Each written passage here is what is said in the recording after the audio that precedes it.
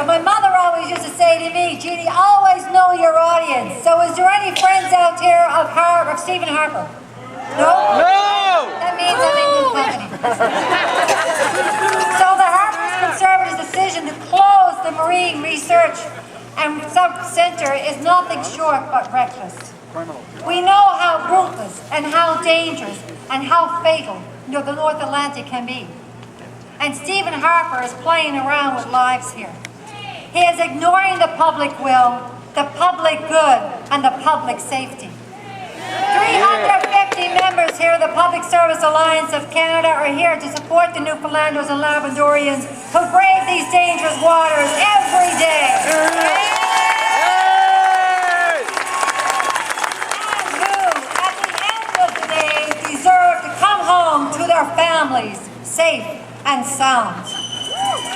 Cutting this critical public service also means cutting 12 tireless members of the Public Service Alliance of Canada. And I'm going to tell you something. This government, the Harper government, has gouged federal government jobs of the Newfoundland and Labrador region and the decision making with that too. And we have to stand up. We stand here today in solidarity with the workers that deliver this critical public service and their families. From Signal Hill to Parliament Hill, PSAC will fight, and we will not back down, and we will not give up. Now,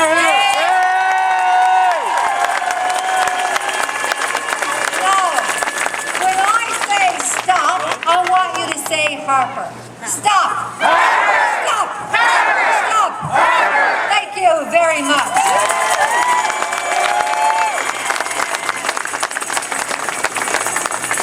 Thank you, Jeannie. Did you ever notice that the so-called tough decisions are very rarely tough on the people who make them? Here's what happens when the President of Treasury Board says there got to be cuts. He goes to the ministers. The ministers go to the deputy ministers. The deputy ministers go to the assistant deputy ministers. The assistant deputy ministers go to the assistant deputy ministers. They go to the assistant deputy ministers. Now, rare indeed would be the assistant deputy minister who would send a brief to his boss saying, "Boss, I believe the problem here is that we're top heavy." And we got to let a few of these assistant deputy ministers go. For the obvious reason that, of course, their job would be in jeopardy. So it's always the frontline troops that wear it. And I'll give you a brief illustration. There was a small community that fell within the confines of a national park, and they had a tremendous problem with security. The bridge was constantly being vandalized to the tremendous inconvenience of the citizenry. So someone finally convinced the powers that be to put a security guard on the bridge. Federal employee, worked perfect. Cleaned up the problem once and for all, no more problem with vandalism. Well then, of course, they had to have someone to look after payroll, so they hired a payroll clerk.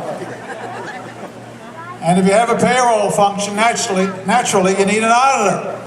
So they hired an auditor to keep an eye on the payroll clerk. And of course, when you have 3 people in the unit, you need a supervisor. So they hired a supervisor, and there was 4, and then Harper got his majority. And he called for an immediate 25% reduction in the workforce, so they laid off the security guard.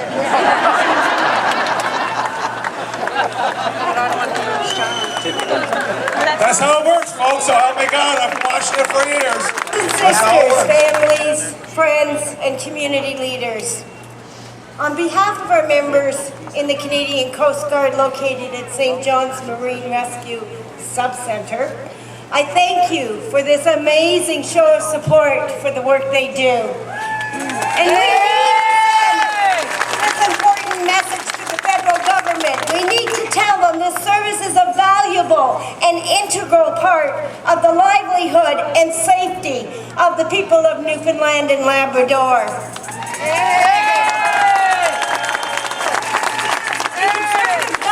Won this election on a platform of safety and security for all Canadians. Yet, once in power, what was the very first action they did? They closed closing this rescue coordination centre. Shame. And this centre is a key element to the search and rescue that provides safety for fishers, sailors, pleasure boaters, and every fibre of the maritime heritage on which this province was built. This attack must be stopped. What is a life worth?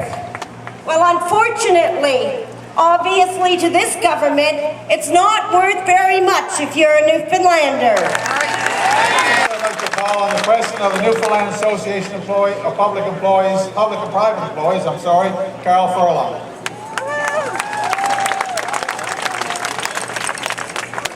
Thank you, Earl. I guess most of you can see the crowd that is here today.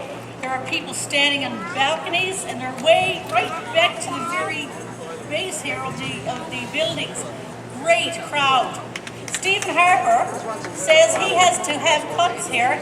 He's closing this rescue centre because he has a deficit. At the same time that he is closing our centre because of his deficit, he is giving tax cuts to the wealthiest corporations to the tune of billions of dollars. And I say, shame on you, Stephen Harper. Now I have a message for Canadians across this country.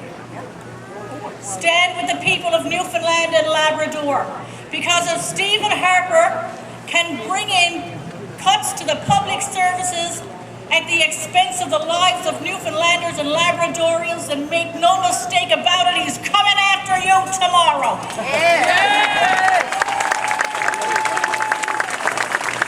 The history books will not be kind to Stephen Harper if he maintains a mentality that big business is more important to him than the people of Canada. And I say to Stephen Harper, put your people before your profits. Thank you.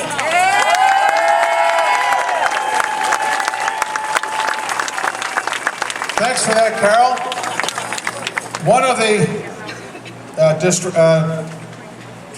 distress events at sea, one of the incidents at sea that had a good ending, thanks to the professionalism and training and expertise of the skipper and crew, and the training they took under the auspices of our professionalization board in this province. And also thanks to the timeliness of the response system, was involved the crew with a nautical legacy. An 18-year-old crew member, Michael Petton, spent close to 2 hours in the frigid Atlantic without a survival suit. People don't realize that in addition to the perils that are felt by the people who are on the sea, for every seagoing person in this province, there's a family home, pacing the halls, spending sleepless nights, worried about their loved ones at sea. One such person is Michael Petton's mother, Sherry, and I'd like you to welcome her to say a few words to us here today.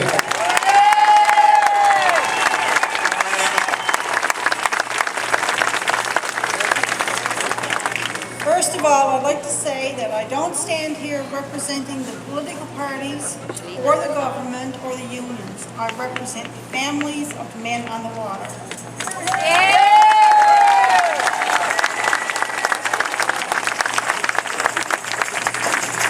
I've been listening to and reading people's opinions on the closure of the sub-centre for search and rescue here in Newfoundland and Labrador.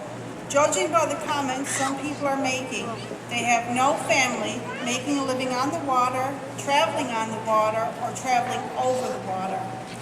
Taking the sub-centre out of Newfoundland and Labrador and putting it in Nova Scotia makes as much sense to me as cutting one hand off one thumb, or cutting one thumb off one hand and putting it on the other and expecting it to do the same job just as well.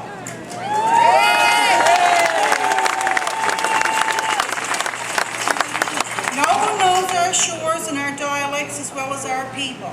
I've met people who sounded like they just walked off the boat from Ireland, stepped off the ferry from the mainland, and many places in between. I've worked with people and had to ask them to repeat what they've said because of the thick accent. And if you think 5 to 10 minutes looking up places or trying to understand what is being said doesn't matter, tell that to our son. 4 years ago, this past May, he was on the Nautical Legacy. The boat caught fire about 120 kilometers off the coast of Newfoundland. All the crew had to jump ship. Imagine being 18 years old and knowing that you will probably die a slow and cold death within the next few minutes. The water temperature was 2 degrees Celsius. I know the rest of the crew didn't expect him to survive. They didn't even know if their mayday was heard before communication was cut off. His life was hanging by a thread by the time rescuers got there. His internal body temperature was 32 degrees Celsius after warming up on the helicopter for 40 minutes. Minutes matter when you're in the North Atlantic for 1.5 to 2 hours with a t-shirt and shorts on. If you don't believe me, go jump in the harbor. Every time my son or husband leaves to go fishing, there's a possibility they may not come home. That is a reality that I face every day. Most times, I don't think any more of it than you would going to your office or you getting on the plane to go to Alberta. But then there are times when the transmission goes on the boat and they are in 40 to 50 knots of wind, or when there's a hurricane headed their way and I know they won't make it in time. Then there are the times I don't know about it until they come in. Like when a rogue wave sweeps over the boat, as happened to my husband's uncle and cousins, and crashes through the wheelhouse window and wipes out the electronics, or when the boat has tipped to the side in heavy seas and a wave has broken out a window. There are too many fishermen, oil rig workers, trawlermen, sailors on freighters that move through our waters, and even passengers on the airplanes that cross the Atlantic who depend on the quickest and most efficient way of rescue.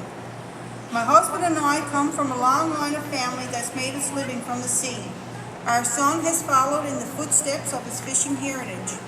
This is 2010, and we don't need to take a step back. Search and rescue should be moving forward, not backwards, which is what will happen if even part of it moves from our shores. I have to wonder if the government goes through with it, will they consider moving 911 from St. John's to Toronto? After all, it's only a call center. White and green, so clear, so grand, long as she's playing over by them bay. Around the shores of Newfoundland, the roads of England show, green St. Patrick's emblem bright, while in between the starry sheen, a man whose cross displays the wine.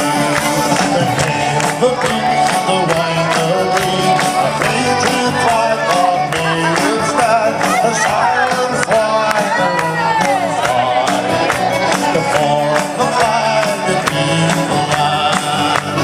Bring out the flag over green and gray, keep wine and green so clear, so grand, long as she sway over by and bay, around the shores of Newfoundland, around the shores of Newfoundland. Oh, let's sing it!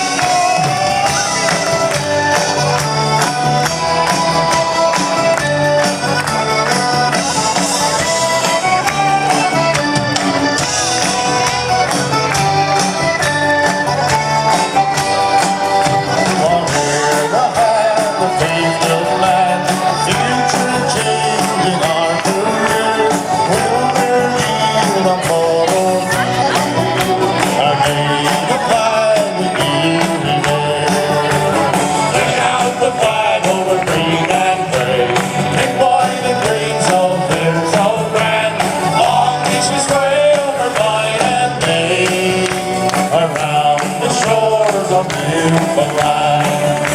On every tide's their ocean bright, but never in that land behold, go far and wide will raise their flag. I made the flag over harbor road. Fling out the flag over green and gray, pink, white and green, so clear, so bright, long as she's way over night and day, around the shores of Newfoundland. Fling out the flag over green and gray, pink, white and green, so clear, so bright, long as she's way over night and day, around the shores of Newfoundland, around the shores of Newfoundland, around the shores of Newfoundland.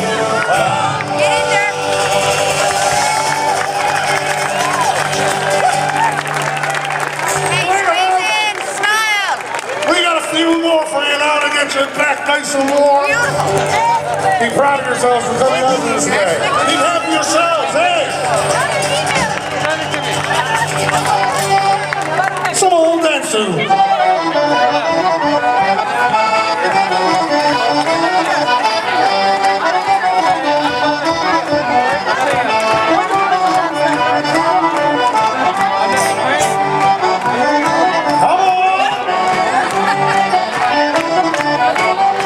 We can't have this many Newfoundlanders together without having a party.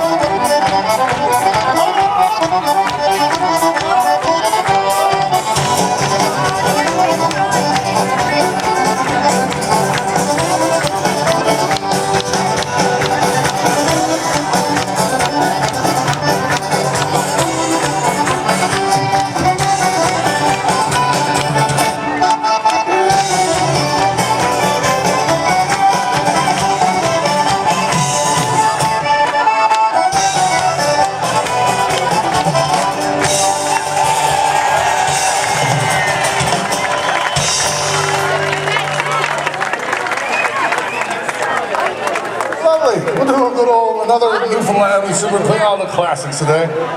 Do a song for change your life. For us, we're out of here safe home. Help us out with this one.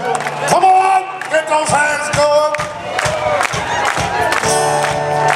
Oh, Casey wore his brand new hat to Murphy's Wake last night. Well, someone stole his hat, boys, and started up the fight.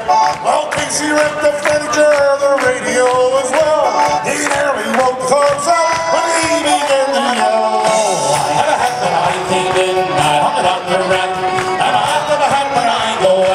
Somebody's back. I'm a decent man, I am, but I don't want to shout.